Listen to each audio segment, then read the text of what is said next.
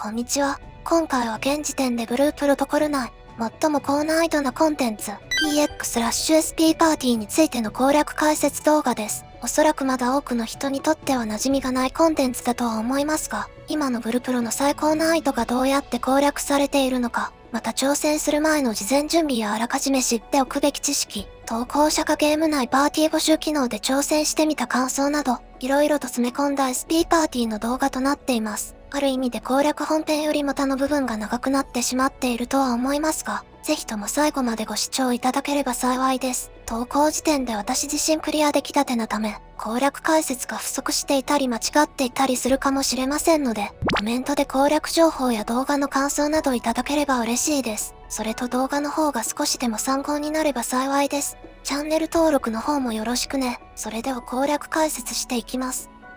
まずは今回の攻略解説の動画構成についてです。動画の前半は事前準備に必要なことや、基本的なブルプロの知識とミッションで事前に知っておくべきこと、ゲーム内パーティー機能を利用する際に、どういったコミュニケーションがなされているかなど、攻略する前段階のお話をします。EX/SP パーティーでは、攻略するまでが本当の高難易度であると言っても過言ではありません。つまりはミッションをやるやらない以前に、攻略が可能だと言えるようになるまでの前段階でいくつも壁があります。動画前半ではそれらについて解説していきます。動画後半では実際にクリアできた時の映像で解説し、最後に投稿者の挑戦してみた感想をお話しします。というわけで早速事前準備についてです。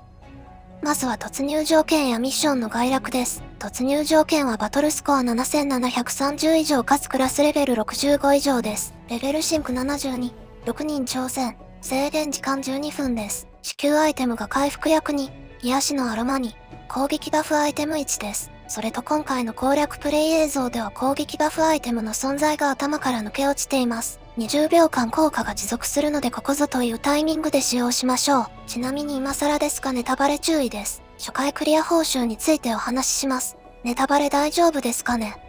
続きいきます。通常時の報酬は経験値とゲーム内通貨のルーノのみで、初回報酬は称号とバッジの2点のみです。この報酬など含めて以降の感想は動画最後にお話ししますね。話を戻して、復活回数は0回です。パーティーで誰かが一度でもダウン後14秒経過でミッション失敗です。そして今回ブルプロ初のパーティー限定でしか突入できません。これはいつものランダムマッチでの挑戦ができないということです。事前にゲーム内のパーティー募集機能を利用するなどして、ある意味一時的な固定パーティーのような形で挑戦しなければいけません。もちろんチームいわゆるギルドやクラン、他にも SNS の募集、フレンドなどで、あらかじめ固定パーティーを組んで挑戦して良いです。さていつも通りのミッションの概略はここまでですが、実はもうここまでで大きな壁が2つもあります。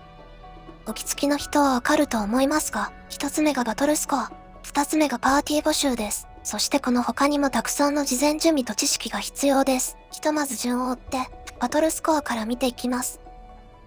バトルスコアが7730以上。パッと見てバトルスコアどれくらいなのか、普段から見当がつく人は少ないと思いますのでいきなり結論から述べます。今回のバトルスコアを満たすには、現時点でゲーム内で最高スコアの出せる、レベル70武器の限界突破プラス5、ほぼエンハンスイマジン全部レベル65の限界突破プラス5が必要です。厳密に言うと、エンハンスイマジンは 4V65 レベルプラス5と 1V60 レベルプラス4で7730を上回ります。まあさすがにここまで来たら全部プラス5にしたいところですね。というわけでそれなりの数をミッション周回し、武器やエンハンスイマジンの限界突破を最大強化しなければいけません。それも現時点で最上位のものを集める必要があります。この時点でかなりのプレイ時間が要求されますね。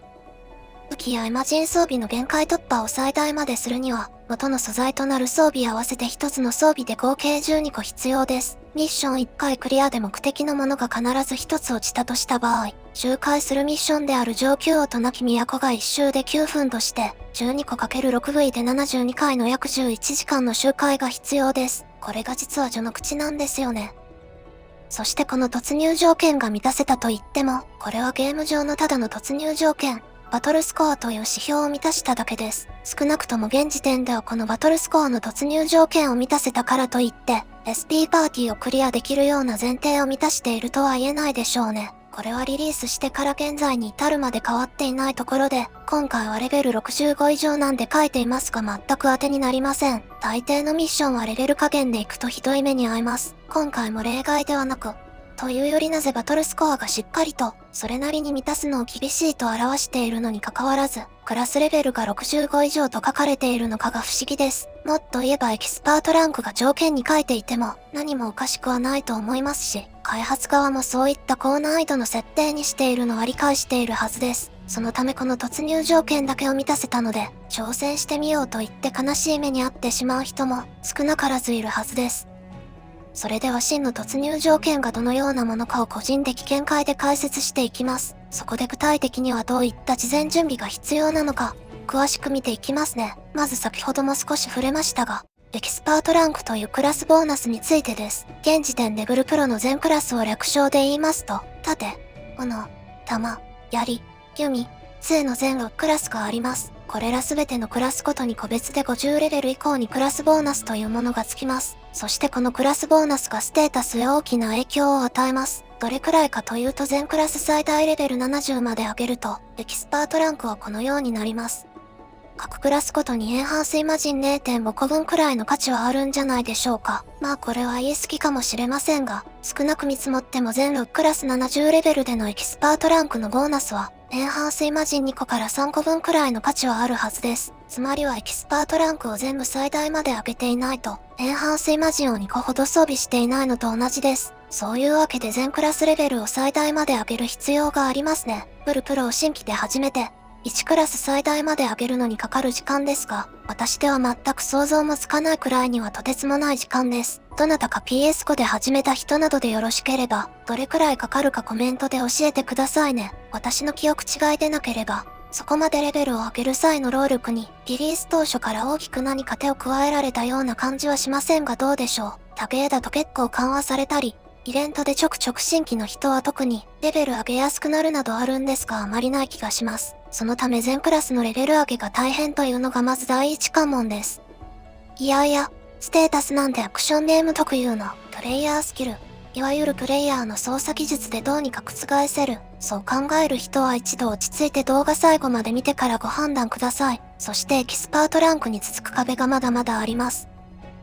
次はバトルイマジンの限界突破です。実はバトルイマジン、バトルスコアに影響がありません。以前はバトルスコアに影響していたのですが、限界突破の実装に伴って調整がなされました。この時エンハンスイマジンや武器は、ミッションのドロップ報酬でたくさん入手可能になるという調整がされたんですが、バトルイマジンは従来同様フィールドでの素材集めに時間を要求されます。そして必要数も12個です。最近になって5章実装と同時にようやく、フィールドボスの置き方に調整が入り、従来のリポットまでの半分の時間と、特殊な夜のみ昼のみ条件が緩和されました。それでも12個も集めるには休日を丸1日犠牲にする覚悟が必要でしょうね。例を挙げるとヒグマは現在リポットまでだいたい20分くらいです。少なくとも1つ作るのに2回狩る必要があるので、20分 ×2×12 で480分、8時間くらいかかります。杖や弓を持ってひたすらフィールドで8時間近くもの定点狩りが必須です。実はこれを5章実装前にやっていた人は全て倍の時間が必要でした。考えるだけでも5章実装前からプラス5にしていた人はすごいですね。ただしキーキャラ、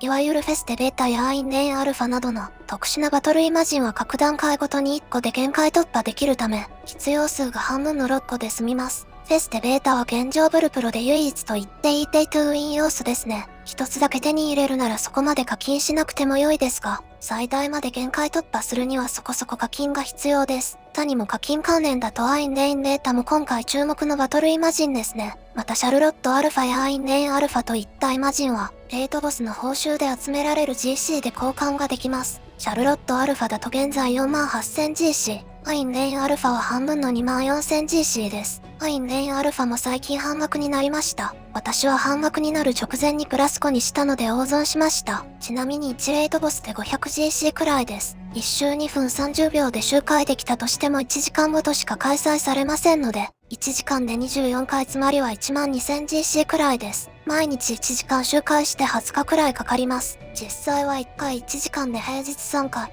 土日は5回、時間指定で4時間おきにチャンスがありますので、やろうと思えばもっと早く済むかもしれませんが、現実的に見ても20日もしくは1ヶ月くらい見て良さそうです。というわけでバトルイマジンを最大まで限界突破するのも大変です。そして今回は特定のバフでバフ系のバトルイマジンがほぼ必須と言って良いでしょうね。現在 EX/SP パーティーで注目されているバトルイマジンを挙げると、アインレインアルファ、シャルロットアルファ、フェステベータ、アインレインベータ、異国の山賊長ヒグマ、聖域士団員、タケル金色、このようなバトルイマジンが候補です。アインレインアルファとシャルロットアルファは特に必須です。この2つはダメージ軽減効果を持つためなんですが、後ほど事前に知っておくべき知識として詳しく説明しますね。とりあえず今挙げたようなイマジンを複数個、最大まで限界突破する必要がありますね。私はアインレインアルファ、ヒグマ、金色の3つを最大まで限界突破して参加させていただきましたが、周りの人は大体前後を最大まで限界突破しているようでした。いくつ用意しなくてはいけないのか難しい判断です。私は3つ用意して迷惑をかけそうなら、パーティー募集をかけた本人ですが、あらかじめパーティーから抜けようと思っていました。こういう点でもパーティー募集のハードルを上げていますね。月になぜ限界突破が必須なのか、なぜこのバトルイマジンたちなのかということを見ていきます。今回のミッションでは従来の火バーストでエネミーの HP を削る戦法が取れません。属性バーストのダメージが明らかに低く設定されていることに加えて、光属性やられによるエネミーの余ダメージ減少効果を利用しないといけないほどにエネミーの攻撃力が非常に大きいです。有志の方がおよその数値を攻略情報で公開してくれているんですが、敵に与える属性蓄積値が6分の1、属性バーストのダメージが4分の1にされています。この属性バーストダメージの使用はレイドやフィールドのネームドエネミーと同様の仕様となっているようです。またエネミーの攻撃力が上級調査の2倍ほどあったり、状態異常耐性が非常に高く、状態異常が無効化されたりもします。とにかく今までのような適当にバフでバフを利用するだけでは、プレイヤーは一瞬でダウンされますし、エネミーの HP をまともに削ることもできません。もちろん適当に属性バーストのダメージで削って倒すなんてこともできません。そのためスキルやチェーンボーナスだけでなく、バトルイマジンのバフでバフも必須というわけです。そしてバフでバフ系バトルイマジンを最大のプラス5まで限界突破すると、バフでバフの効果量と効果時間が 1.5 倍に強化され、さらに再使用できるまでのクールタイムが 15% 短縮されます。これら最大までの限界突破によるバフでバフの強化が決して無視できないのが EX/SP パーティーとなっています。そのため先ほど説明したように大変な労力をかけてでも、バフでバフ系バトルイマジンを最大まで限界突破する必要があったんですね。ちなみにこのバフでバフが非常に重要な環境は、今後実装される新クラスの伏線であるのは明白でしょうね。新クラスはバフでバフのサポータークラスと言われているため、実装されたらバフでバフの要求がその分緩和されるとは思います。ということで、特定のバフでバフを持つバトルイマジンを最大まで限界突破する必要があるというお話でした。これに付随するところで言うと、武器のプラグやエンハンスイマジンの選択も必要ですね。例えば斧で言うと大くらい短縮プラグ G1G2 を2つ装備する、盾のエンハンスサークル短縮を2つ装備するなどが言えます。短縮プラグ G1 や G2 をラッシュバトルの3段から5段あたりで周回し、ある程度揃える必要がありますね。もちろんクラスによってはスキル系プラグ以外にも、最新の上級調査を周回して有毛 G3、G4 プラグをつけるのも大切ですね。またエンハンスイマジンもバトルイマジン短縮を持つものを、今回は2つの部位で装備できるのでそちらを装備した方が良いでしょう。山岳の65レベルの呪いの賛美歌はミッション周回で入手できますが、水亀の60レベルの切れ者はフィールド採取を繰り返す必要があります。切れ者は新マップであるラウエハラ岬、ヤモーレ岩礁の採取周回でクラフトできます。ただし採取する必要のあるスレンダーグリーンという草場所の道引き場所には来ます。この干潮と満潮の入れ替わりは12分30秒周期で変わります。つまりはアステルリーズとヤモーレ岩礁のマップ切り替えで、即時アイテムリポップをさせる採取周回が、潮の満ち引きによって制限が課され、従来のマップよりも多少の手間が増えています。そして、アドベンチャーボードで1つ分の採取アイテムは入手できますが、スレンダーグリーン11個で1つクラフトできます。残り11回クラフトで入手するためには121個必要です。リキッドメモリとアドベンチャーボードの採取個数プラス1効果で、一度の採取で3個入手できたとしても採取周回で、アステルリーズの街マップとヤモーレ岩礁を40回、往復する必要があります。頑張って12個のイマジンを集めて限界突破しましょう。ここまでが武器やプラグ、バトルイマジン、エンハンスイマジンの準備についてでした。装備品についてはおよそここまでの説明で準備が可能ですね。ですがまだ忘れてはいけないものがあります。それはベータスキルについてです。新規の皇族の方などは特にこちらを集めるのが最も大変だと思います。今回はアルファスキルについては解説を除きますが、クラスクエストを5つクリア済みかつ冒険者ランク9以上で、5フゴードクエストを受付上から45レベルで受注できます。そしてクラスレベル50以降でクラスマスターに投資の5フを渡してアルファスキルが習得できます。一方、ベータスキルはミッション周回で非常に低確率でクリア報酬から入手できます。上級調査の周回では未所持装備スロット1つあたり約 1.48% の抽選確率なため、短期間で狙ってほしいベータスキルを出してスキル構成を揃えるのは非常に困難です。そんな貴重なベータスキルではありますが、各クラスごとにベータスキルで重要なものが存在します。スキルの詳細についてあまり詳しくは説明しませんが、軽く重要なものを挙げていきます。盾はブロービーとベータが重要です。ヒットしたエネミーに4ダメージダウンを付与します。斧はイグニッションベータ、ブラッドアックスベータ、ドレインスパイラルベータなどが非常に火力に直結します。弾はロックボディベータ、オーバーリロードベータ、グラビティドライブベータ、ファストドローベータなどが有用な効果を持ちます。槍はラピッドスピアベータ、スタブインパクトベータ、マークトリガーベータ、プリケアモードベータなどが刻印関連で大幅な強化をもたらします。弓は、ヒプノブラストベータ、サジタリウスベータなどが出が不効果で大きな影響を与えます。特にヒプノブラストベータの4ダメージダウンが重要となっています。杖は、アイスシャードベータ、アクバレットベータなどが出が不効果で有用です。特にアイスシャードベータの4ダメージダウンが重要となっています。ブリザードベータやブレイズブラストベータも有用ですね。このように各クラスごとに有用なベータスキルが必ず存在します。特に重要なものが4ダメージダウン系の盾のブロービートベータ、弓のヒプノブラストベータ、杖のアイスシャードベータです。単体付与ではありますが弾のファストドローベータも一応あります。といった具合にベータスキルが今回のミッションでも重要な存在となっています。そのため各クラスでベータスキルを揃える必要があります。EX/SP パーティーに挑戦する際は、有用なベータスキルが揃っているクラスで参加するのが望ましいでしょうね。私はたまたま斧のスキルが揃っていて参加できたというわけです。杖だと投稿時点でアイスシャードベータがなかったりして参加できませんね。早く欲しいところです。さて、ここまででようやっと準備完了と言ってよいでしょう。ブルプロに心血を注ぐ廃人プレイヤーの仲間入りです。ここまで来たらチームに参加せずソロでやっている人の方が異端かもしれません。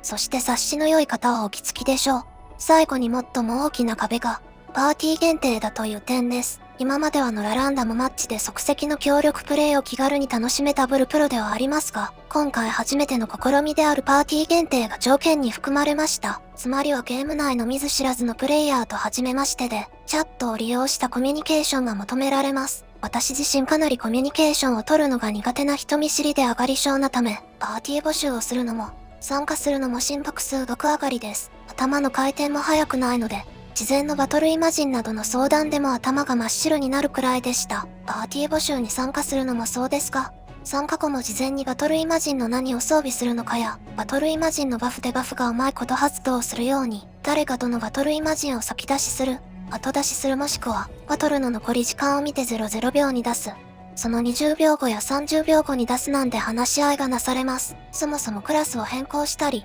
武器プラグをどうするか、クラスでどのスキル構成にするのかなんてのも話題に上がるかもしれないですね。まあ大体はバトルイマジンやエンハンスサークルの出すタイミングについて話すと思います。というわけでいわゆる私みたいな、コミュ障な人が苦手とするパーティー限定コンテンツが、今回の EX/SP パーティーです。一定数の人はコミュニケーションに対して勇気を振り絞らないと、パーティーにすら参加できないという最後の壁でした。実際、私は少し吐き気が出るくらいには、具合悪くなるくらい緊張しました。ただ運よく心優しい方々に巡り会えて、クリアもできたので結果的には良かったですね。上がり症は場数を踏めばごまかせるとは言いますが、未だに慣れることができそうにないです。ここまでが事前段階での越えなければいけない壁についてのお話でした。そしてようやっと EX/SP パーティーの詳しい攻略について見ていくことができます。と言いたいところですが、まだまだ事前に知っておくべき基礎知識があるんです。それがチェーンボーナス。バフでバフの重ねかけの総量、エネミーの特徴と対策です。エネミーの対策ではエリアの角で固まって戦う戦法についてお話しします。それでは順を追って見ていきます。まずチェーンボーナスについてです。チェーンボーナスはエネミーに攻撃が命中しダメージを与えると発生し、連続で攻撃を繰り返すことで稼ぐことができます。これをパーティーで共有され、50チェーン以上で解除されると、10秒間チェーンが発生しなくなるという仕様です。普段のミッション周回だと斧のドレインフィーバーによる HP 吸収効果や、スーパーアーマーのチェーンボーナス効果が体感しやすいと思います。今回重要である効果は非ダメージを減らせる非ダメージ軽減効果です。いわゆるダメージカット効果というものです。いかにしっかりとチェーンをつないでこのバフを獲得するのか、そしてチェーンが途切れ、バフがなくなった状態を乗り越えるのかが重要です。弓矢杖のスキルでは範囲継続攻撃スキルなどがあるためチェーンをつなぎやすいです。またスーパーアーマーを自前で持つクラスはひるみを気にせず攻撃ができるため、なるべく攻撃が途切れないように攻撃し続けることができます。そしてチェーンが999回に到達すると、ウルトのリキャストが短縮され、10秒間インターバルのカウント速度が4枚になります。地味にチェーン数に応じてダメージバフもあったりします。軽視しがちなチェーンボーナスについての基礎知識の解説でした。次にバフでバフの重ね掛けについてです。こちらが今回のミッションで最も重要と言って良いでしょうね。元の状態でのエネミーの攻撃はプレイヤーは一撃5000ダメージくらい与えます。ウェーブごとに出現するエネミーは3台ですが非常に攻撃速度、頻度が高く、この5000ダメージを連続でもしくは瞬間的に重ねてプレイヤーへ与えます。そのため非ダメージ軽減バフと余ダメージダウンでバフを継続して重ね掛けし、プレイヤーの受けるダメージをほぼゼロへと軽減する必要があります。そしてアインレンアルファの動画を以前投稿した際に間違っていたんですが、この非ダメージ軽減バフの重ね掛けという表現ですが、厳密にはバフの区分が分かれていて、その区分内だと加算、区分外同士だと乗算のようです。重ね掛けというより重ね合わせと表現した方が分かりやすいかもですね。簡単な例だとアインレンアルファとエンハンスサークルの非ダメージ軽減効果のような、ダメージを割合で軽減するバフは同一区分です。ちなみにアインレンアルファ2つを同時に発動しても、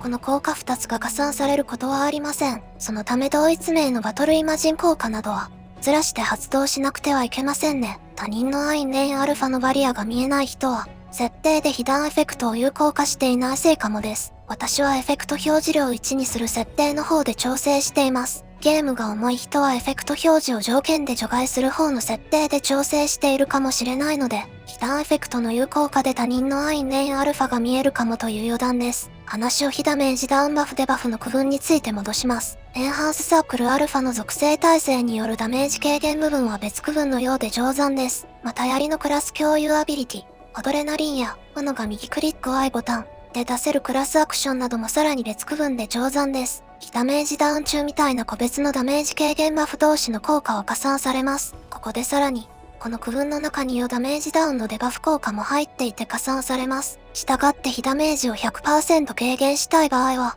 属性耐性によるダメージ軽減効果を除いた、非ダメージ軽減効果と余ダメージダウン効果を加算した合計、重ね合わせの総量を 100% にする必要があります。ただし非ダメージ軽減バフの上限は 80% で、余ダメージダウン効果でバフの上限も 80% です。よってバフでバフを組み合わせて最終的に合計を 100% にします。少しややこしく話しすぎましたが、次に挙げるようなバフでバフを組み合わせて合計値を 100% にしよう、というお話です。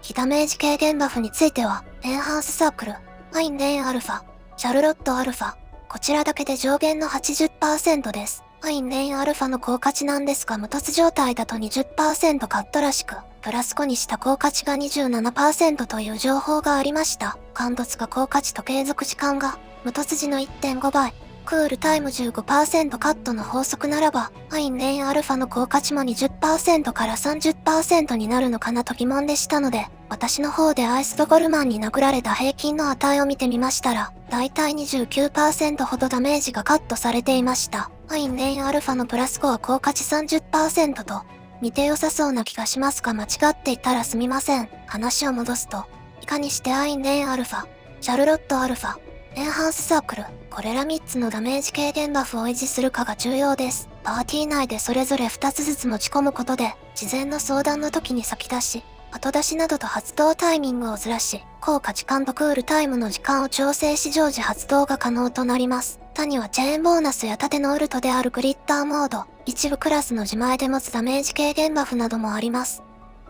残りの 20% を余ダメージダウンデバフで補うという形です。ただエンハンスイマジンのダメージ軽減効果は上限 80% 外で加算されるようです。そのため、陰鬱なる廃校の防御の極意全攻撃 G1 によるダメージ軽減 5% が常時加算されます。したがってこのエンハンスイマジン効果を装備すると残りは 15% です。余ダメージダウンデバフについては、アイスシャードベータ、ブロービートベータ、ヒプノブラストベータなどのクラススキルや、槍の青色のうつろという刻印発動効果、エネミーへの属性蓄積による光属性やられなどが挙げられます。これら余ダメージダウンデバフを使用して非ダメージ軽減バフへ加算させます。どちらか一方によるダメージ軽減だけだと、上限の 80% という制約に引っかかり 20% のダメージを受けることになります。たった 20% かと思うかもしれませんが、このダメージだけでプレイヤーが瞬間的にダウンさせられます。特に戦闘を開始する直前やウェーブの切り替わり時がこの状況に陥りやすく、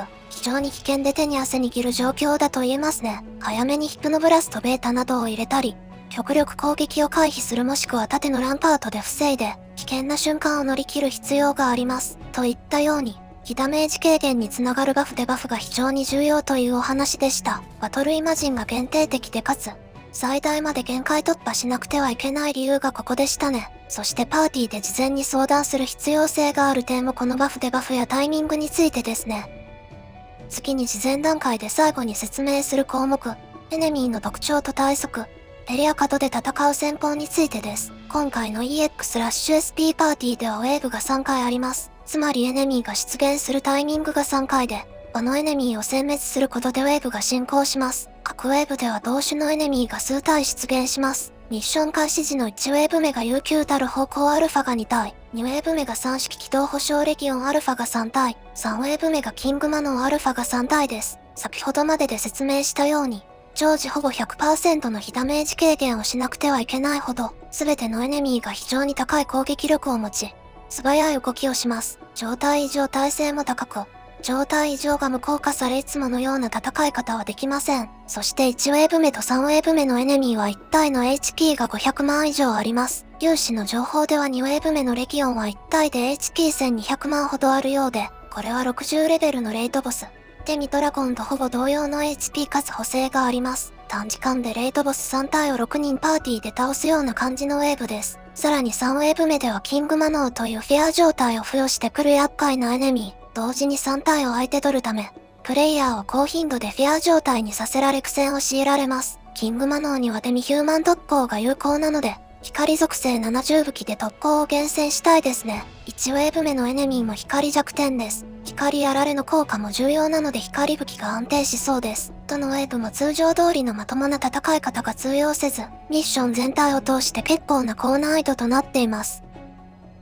しかもブルプロのエネミーの AI は結構しっかりしていて、戦い始めは様子見をして一時的に膠着状態とあえてさせたり、戦闘中はプレイヤー集団をエネミー側の集団で囲い込むようなアルゴリズムに設計されているそうです。特に後者の散らばるような動きと、エネミー自体の素早さも相まって集敵がまともにできず、バインドやスタンなどの状態異常が無効化される中では、高い攻撃力のダメージでダウンしてミッションが失敗するだけでなく、時間内にエネミーの HP を削り切ることが困難で、時間切れによりミッションが失敗します。そこで今回のミッションで利用されている戦い方が、エリアの壁際の角へプレイヤーが密集して、エネミーも密集させようという戦法です。プレイヤーのバフもエンハンスサークルなど、特定の範囲内で作動するため、プレイヤーのバフの継続も容易になるというわけです。3ウェーブ目のキングマノーのフェア状態などは、プレイヤーが操作不能にさせられながら、勝手に移動させられるので、この壁の角に集まる戦い方である程度対策ができます。カメラの視界が見づらくて、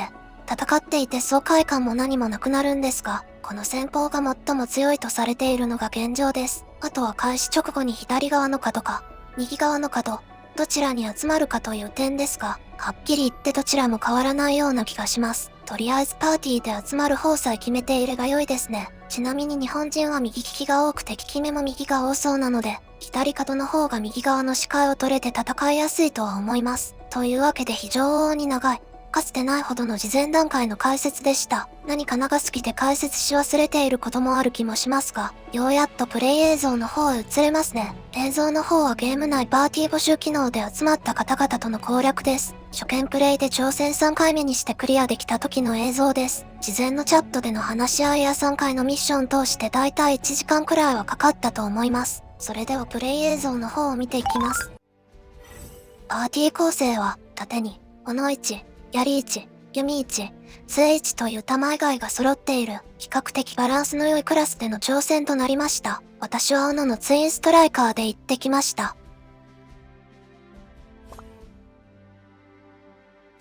ミッション開始後すぐに、今回は左の壁の隅へとすぐに移動します。移動完了と同時に、あらかじめ決めた順番でバフを発動します。私のヒグマは先出しなので、クールタイムごとにすぐ発動します。戦闘開始直後やウェーブの切り替わり時は、バフでバフが安定しづらく非常にダウンしやすいです。いかにすぐ安定させられるかが重要そうですが、エネミーの動きの良し悪しは必ずあるので、運要素もかなりあると言えるでしょうね。それと基本的に移動は、回避アクションを使うくらいがちょうど良いと思います。だいたいプレイ中はスタミナが余りがちで、逆に回避するスタミナがなくて、ダウンしてしまうというパターンがあまりないように感じます。ここから安定して戦えるようになります。初動で結構時間が取られているように思いますが、最終的にクリアできていますので、いくら最初にダウンしたとしても、ミッションが失敗しない限り大した問題ではないです。1ウェーブ目はまだ楽な方だと思いますね。どのウェーブにも言えることですが、なるべくなら一つのスキルで同時にダメージやデバフを狙っていきたいところです。基本的な攻撃は、飛び上がりからの突進攻撃、波状攻撃、上から闇の弾を降らせてくる攻撃などがあります。ただバフでダメージをほぼ常時 100% 軽減するので、エネミーの攻撃モーションは特に気にする必要もないかもです。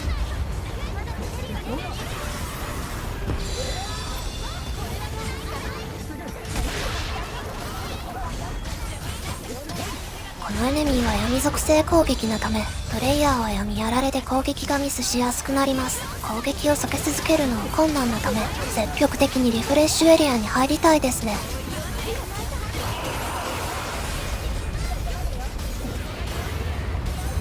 こういった確実にスキルが当てられるタイミングでは、斧はイグニッションメーターをデスペラードに使いたいですが、あまり慣れてなかったので、今回はイグニッションメーターを全部ドレインスパイラルに使っています。状況を見て使い分けるのがベストだと思います。それかデスペラードを確実に複数体に当てられる自信がある人は、ドレインスパイラルをスキル枠に入れない選択肢も大いにありだと思います。攻撃系のウルトもなるべくクールタイムごとに使用して有効活用できると良いですね。壁を背中にすると視界が取りづらく戦うのが難しいです。ただ壁から離れすぎるとヘイトが向いてしまった時に突進攻撃などでエネミーが散らばってしまいます。適度に壁を背にするかどうかを見極める必要があります。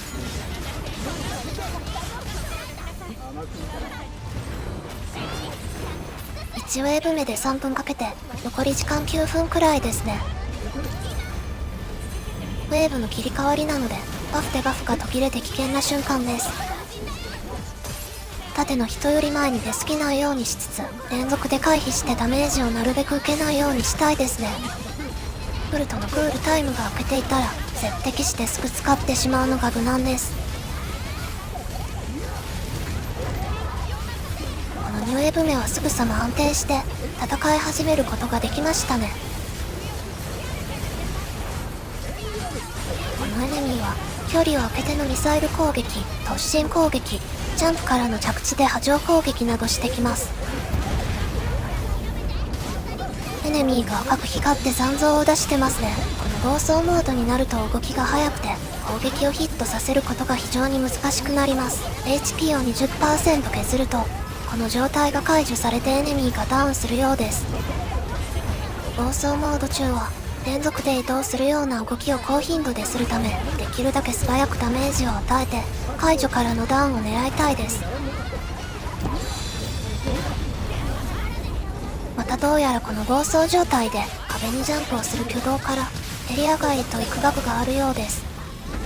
運が悪いとそうなってしまうみたいなので、 HP が多く残っている状態でそうなってしまった場合はエリア内へ戻ってきてくれることを祈るしかないですね。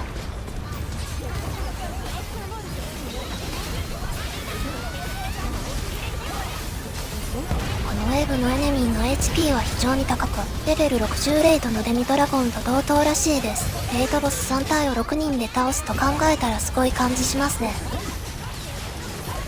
実際レイドボスは倒している実感がよくわからないですし、このボスも HP が高くてダメージを与えている感覚がよくわかりません。なんか必死にスキル回ししていたら時間経過でエネミーの HP が減っていた、そんな感覚の方が強い印象です。ですのでエネミーの HP がうまく削れていたのかどうなのかはウェーブの切り替わりの時間を見てようやっと判断できるといったところですか。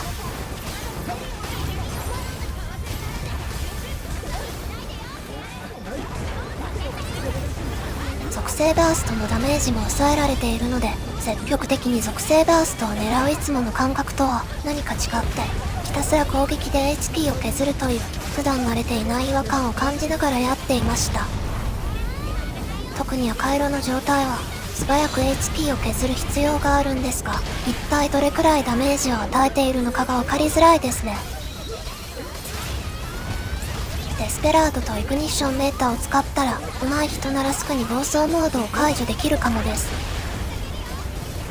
個人的には攻撃を盛大にスカリそうなのと複数体に同時に当てるのが難しそうなので今回はやっていませんね。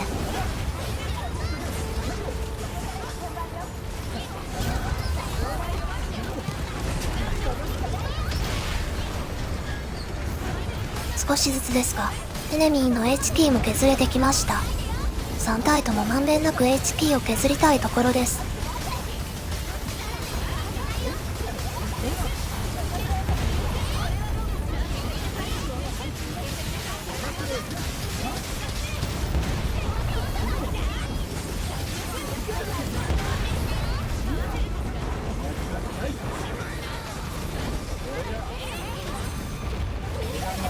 これくらい3体とも重なっていてくれると楽ですが、なかなかそうはうまくいきませんね。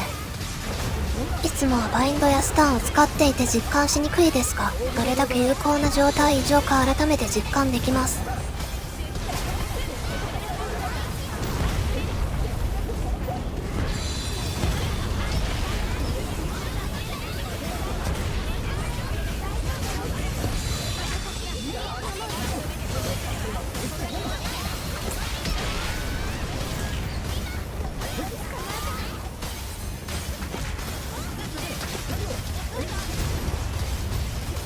油断していたら一撃で HP を持っていかれました。バフでバフの状況も分かりづらいので、ダウンするタイミングもいきなり来るような感じです。ただチェーンが続いている時はチェーンボーナスが発生しているので、基本的にはダウンすることがないです。チェーンボーナスも常に見続けた方が良いですね。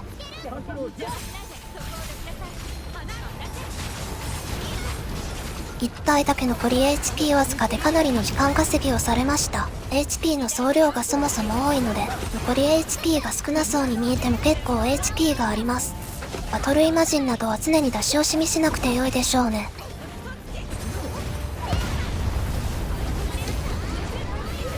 だいたいキング魔能戦の3ウェーブ目までで残り時間が3分30秒くらいあればクリアの目安になりそうです。開幕直後からフェア状態を付与されると大変なので、なるべくウルトや回避を連続で使用してバフでバフが安定した状態でフェアを付与されたいです。実際この3ウェーブ目が一番厳しいです。炎は大くらいでフェア状態をも効果できますが、他クラスだとフェア状態を連続で付与されて全く自由に身動きが取れないなんてこともあります。フェア状態は地面に潜っての突進や方向によって結構な攻撃範囲の広さで付与してきます。3体もいれば回避するタイミングもよくわからないくらいにフィアー状態の付与を頻発してきますので、炎の人が多くらいでどれだけ味方のフィアーを解除していけるかが重要とも言えます。たての人はグリッターモード中限定ですが、自分だけは状態異常を無効化できます。できるだけ3ウェーブ目直後からウルトが使えるように、2ウェーブの終わり際で調整すると良いです。一部のドレインスパイラルやハンマースローなどの攻撃は、スキルボタンを離さない限り、フェア状態でも継続して使えます。ただ斧の人は、大くらい短縮プラグ G1G2 を2つ装備して、なるべく自分がフェア状態を付与されずに、味方のフェア状態を解除する側に回りたいですね。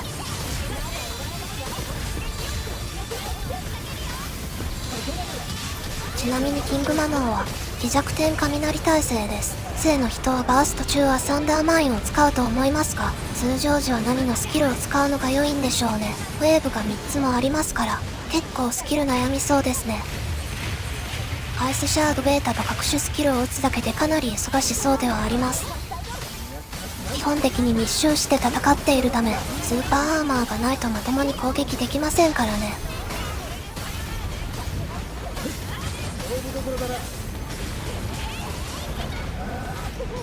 フィアー状態はすぐに解除しないと、運が悪いとかなりの距離を歩かされます。エネミーから遠ざかるように動いてしまうようなので、その点注意するとフィアーで動く向きもある程度改善できる気もしますが、やはり運要素強いです。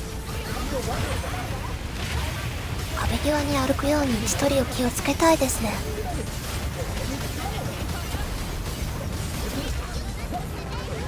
ここ味方が連続でフィアーを付与されているの気がついていないです。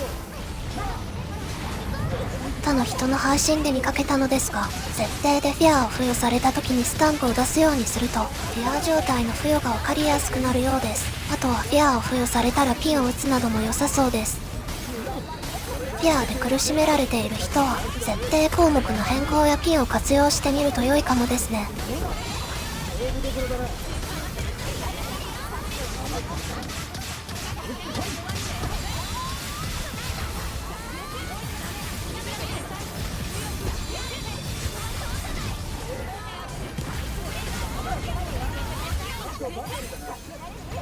クリア時の残り時間は40秒くらいです。ほとんど12分を使い尽くしてしまう感じでした。